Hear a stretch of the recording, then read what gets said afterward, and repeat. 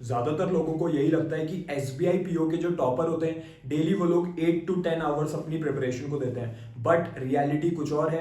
मैं खुद SBI PO को अपने फर्स्ट अटेम्प्ट में क्लियर कर चुका हूँ, फाइनल सिलेक्शन ले चुका हूँ। एक बात मैंने नोटिस करी है, बहुत से स्टूडेंट्स 8 से 10 घंटा पढ़ाई करते हैं, फिर भी वो लोग इस एग्जाम में फेल हो जाते हैं। एंड कुछ ऐसे स्टूडेंट्स जो डेली सिर्फ 4 to 5 आवर्स अपनी प्रिपरेशन को दे रहे थे, वो भी कुछ मंथ्स के लिए, वो लोग इस एग्जाम को क्रैक कर जाते हैं। तो आखिर क्या डिफरेंस है? सबसे पहला डिफरेंस है, आपको क्वेश्चन ये नहीं पूछना है खुद से कि मुझे कितने आवर्स अपनी प्रिपरेशन करनी है डेली।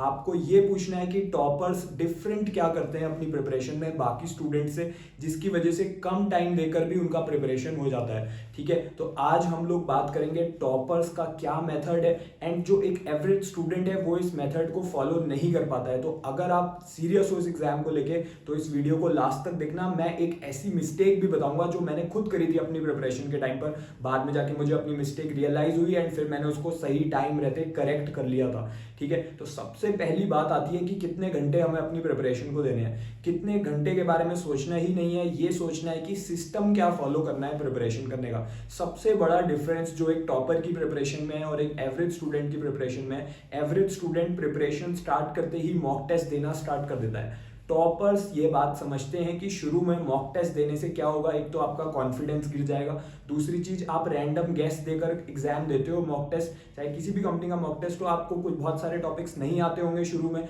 आप गेस वर्क करोगे एंड आपके रैंडम मार्क्स आएंगे। ठीक है, लेकिन टॉपर्स क्या करते हैं, एक सिस्टम फॉलो करते हैं। वो सिस्टम क्या है मैं आपको बता देता हूँ। सबसे पहले कॉन्सेप्ट्स एक बार क्लियर हो जाए, उसके बाद प्रैक्टिस एक बार अच्छे से हो जाए टॉपिक्स की, उसके बाद मॉक टेस्ट के रिजल्ट के बाद उसका एनालिसिस के बाद प्रॉपर फीडबैक, एंड फीडबैक के बाद वापस फिर से कॉन्सेप्ट्स।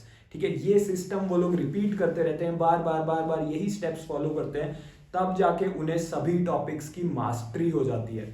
अब हम इसको डेप्थ में समझते हैं, कहने का क्या मतलब है। सबसे पहला स्टेप है कॉन्सेप्ट्स का मतलब है सबसे स्टार्टिंग में हम अपना बेसिक कॉन्सेप्ट्स क्लियर करेंगे सारे टॉपिक्स के। अभी कोई भी मॉक टेस्ट नहीं देना होता टॉपर को।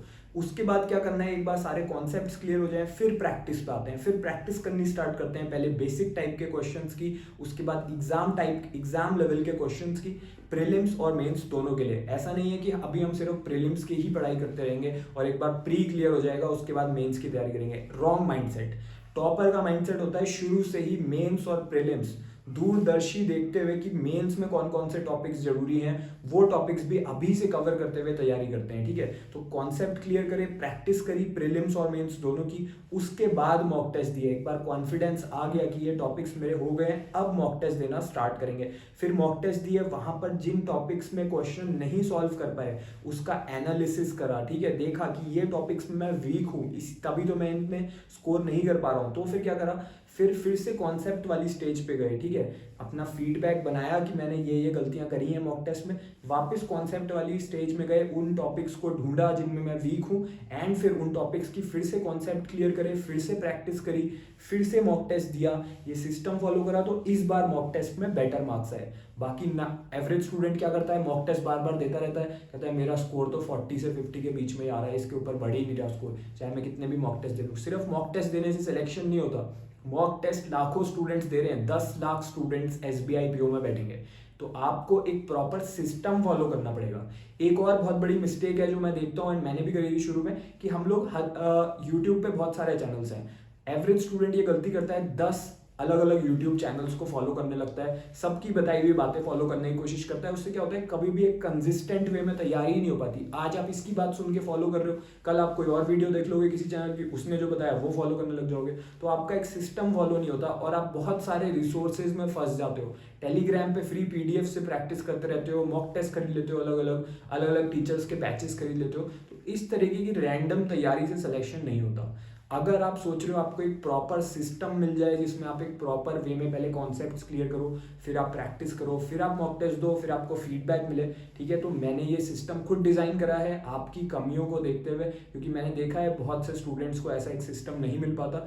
बिगिनर टू बैंकर कोर्स, ये एक ऑनलाइन कोर्स है, इसमें आपकी बेसिक से लेके एग्जाम तक की पूरी तैयारी होगी। पहले हम बेसिक्स पे फोकस करेंगे, कॉन्सेप्ट क्लियर करेंगे, फिर हम प्रैक्टिस करेंगे, फिर हम मॉक टेस्ट देंगे। मैं आपको वीडियो कॉल्स पे पर्सनली गाइड करता हुआ चलता हूँ। सिर्फ 100 स्टूडेंट्स का बैच रहता है एक साल में, एसबीआई पीओ और सारे बैंक एग्जाम्स को हम टारगेट कर रहे हैं 2026 के लिए। तो अगर आप सीरियस हो, आप चाहो तो इसको ज्वाइन कर सकते हो। इसको ज्वाइन करने का लिंक पिंड कमेंट में गिवन है, वहां पे जाके क्लिक करके ज्वाइन कर सकते हो। एंड आज से अपनी प्रिपरेशन में एक प्रॉपर सिस्टम फॉलो करना। आई होप आज आपको वो क्लैरिटी मिल गई होगी कि टॉपर्स आखिर क्या सिस्टम फॉलो करते हैं। So this was the topper secret. इस वीडियो को लाइक कर दो एंड इसको शेयर करो अपने उन सारे फ्रेंड्स के साथ जो इस साल SBI PO एग्जाम को क्लियर करना चाहते हैं। All the best.